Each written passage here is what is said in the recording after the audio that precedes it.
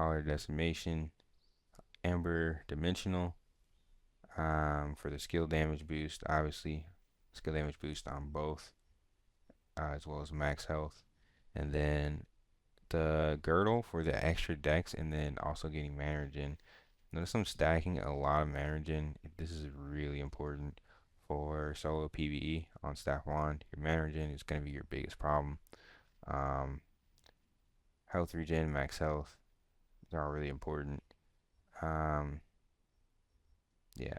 If you look at my critical damage, it's at 14%. My buff duration's at 32%. And then when you look at my crit, it's 944. Almost 1,000 crit on this build. These are stats that you really want to be mainly going for. 50, 50, 40. You could go 60 strength as well, 40 dex. I do like the extra dex though for the crit, but the extra health and base damage on strength is also really nice. For this video, I did use some green stellarite. I was not using world tree leaves just to make it a little bit more challenging, but I did use quality stellarite. And then I also cook some boss hit and wildkin damage food. I use mana regen potions. Yeah. And then outside of consumables, oh, I should know, I also use some different potions just to conserve mana. The quality recovery crystals just help you conserve mana so you don't have to heal yourself. And then for my actual skills, most of my skills aren't leveled completely. Like my wand skills are just T1 purple. They're literally base level, all of them, because you don't need to level them that high. My passives are green and blue, because again, this is a third weapon for me. I just haven't taken the time to level up the books. I'm also thinking about picking up a fourth weapon, so I've invested minimal effort into the wand, and it's still amazing for solo gameplay. It's mastery level 9, so it's not too low, but also not too high. Nowhere close to my staff. Even Fountain of Life is only T1. Most of my damage comes from my staff skills, which these are max, so this is really what matters. Level 5. Level 5 on Chain Lightning and Firebomb. Level 5 on Inferno Wave. Level 5 on Ice Spear. And level 5 on Judgment Lightning. 4 on High Focus. Yeah, most of my damage skills are pretty high, but like I said, my healing skills and staff skills are baseline purple, which is the minimum.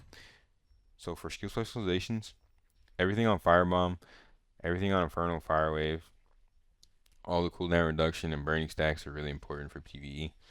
The Chain Lightning for the AoE, Ice Spear Bombardment, Judgment Lightning, High Focus. This is basically my PvX setup, but I tweaked some of the skill specializations, so it's mostly for PvE. Because I'm basically solo, so I'm not getting everything on Swift Healing. It frees up a lot of points, but you definitely want consecutive use. You definitely want the mana. Increased radius doesn't really matter for solo play. It doesn't really matter for solo play.